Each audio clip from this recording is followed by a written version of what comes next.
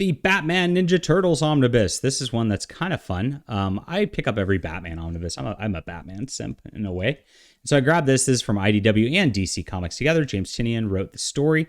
Freddie Williams is mainly the artist on this, with one caveat, which I'll get to in a moment because it's kind of fun.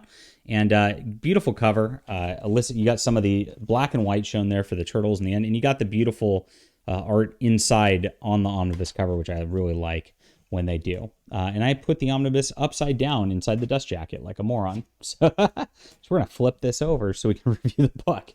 Now, there's 3 series that are covered in this, which are a 3-6-issue Batman series. And so it's about 400 pages of regular content. There's a nice cover content page here. And in the third one, Kevin Eastman actually does some of the art for it, or maybe they just pulled it from old Turtles books. I don't know exactly, but I'm going to show you what I mean. A nice little forward, and we get into the story. Now, this one right here, Batman shows up basically in, or the Turtles show up in Gotham City. And they go through like some gauntlets of Batman villains through this. It's kind of a little bit of a throwaway story where Batman's facing off against turtle villains. Turtles are facing off against Batman villains. They meet up. They have their superhero sort of like, we better fight each other. You know, all the tropes are there, which is fine. I mean, this is a silly crossover, so like you kind of want something like that. Now, the art like is like the tone of the art is a little bit too serious for like what the subject matter is here. I kind of wish they'd do something a little sillier looking. And I actually don't know that that's the line art that's the problem as much as the colors. The colors have this like muted sort of palette to it where it makes it look like it's like this like serious sort of like serious graphic novel book. And like when you're dealing with Batman like and the Shredder and Penguin, like I mean it's really you kind of want something a little more lighthearted, I'd say, rather than like this like dark kind of style. And so that it kind of hurts the story as it goes through, like on the storytelling end. I like the line art actually quite a bit.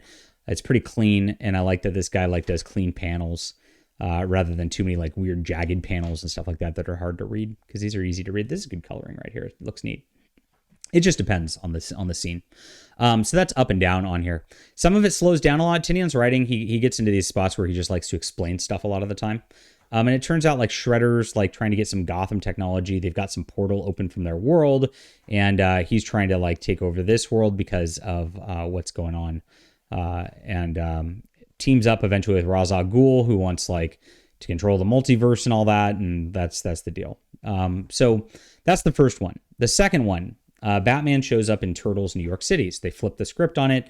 Batman opens up the portal. He goes in there, and Bane has transferred over from Ra's al Ghul's Lazarus Pit, which like had a portal open to it, and Bane is just wreaking havoc across here. Now, they characterize Bane a little bit wrong. Like Chuck Dixon goes into how DC Comics tends to characterize Bane a little bit wrong. Like he's just this like real tough guy, a-hole. But he's actually like a master strategist is a lot of the original Bane stories here. And they kind of, while he's got his plans, he just really just is sicking the Foot Clan on people and Bebop and Rocksteady, giving them mutagens so they're like more badass than they were before, so that they are tough to deal with. And so he's really not so much of a master strategist throughout all of this. And the characterization's a little bit off. It's still fun. So Bane ends up getting mutagen, so he becomes like Super Bane. And then Donatello actually takes some of that like extra like venom from from that, and Donatello becomes like super roided out Donatello. And then they have their battle. So that's pretty fun. At the end of it, like they determine they're going to spray all this gas all over New York City to like get rid of all that venom stuff, and then they're going to find a portal home, and they do that. So this volume 2 actually was better than volume 1. It was a little bit more cogent of a story all the way around, and a little bit more focused, I'd say, and just because of the Bane aspect, a little bit more fun. Then you get into volume 3. Now, volume 3 is called like a crisis in a half shell, which is a cute pun. I got to give it to him on that. And when it shows up, you see this like black and white turtle. Now, this is supposed to represent the original Teenage Mutant Ninja Turtles. And I guess Kevin Eastman drew these, or like they grabbed these out of old Kevin Eastman comics. I don't know. And pasted them in here. Either way, that's a really cute idea to add in the Kevin Eastman art as another world turtle. Now, he's actually warning them that everything's messed up. And this is like a mashed up world where Batman like was raised with the Turtles by Splinter. Like the Joker actually is leading the Foot Clan. And so everything's kind of mashed up, and all the origins are mashed up through here. So really cute. And it turns out Krang is running all of this. So As this goes on, whoops, I don't know how this got turned, but it got turned somehow. There we go. Okay. I love the Krang in the monitor suit. That looks freaking awesome. This ended up being the most fun out of the three right here. And there's another old Batman who's like the like less dark gritty Batman who's involved in this too. And they end up basically having to fight off Krang, and the worlds are splitting apart, and they have to stop Krang before he like controls the multiverse from everybody. There's the Jokerized Shredder mashup, and then of course they save the day by this. So super cute. This is a fun deal.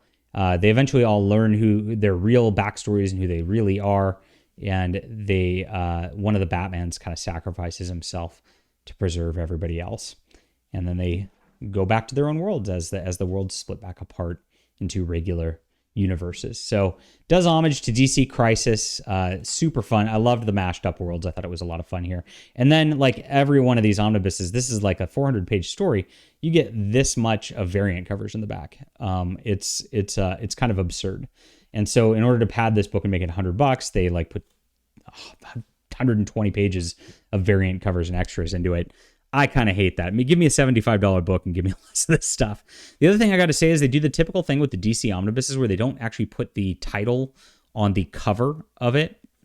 So every issue you just get this blank or this naked art page, and you got to like kind of keep track of what issue you're in for yourself. I feel like in omnibus format, you really got to have like the titles. I get that they had the deal up front with the table of contents, but just put the title on there so you kind of know where you're at. Is super important. Please, DC Comics, stop doing this in your omnibuses. It drives me crazy. Overall, it was a pretty fun read. Good, not great. So this is like I'd say like a just 7 out of 10. Solid fun, solid Turtles action. Like I said, some of the art stylism kind of doesn't work with how silly of a story this is. But beyond that, like, you know, it was a silly story and I liked it. Leave a comment down below with what you think about this. Hit that like and subscribe button. We'll be back soon.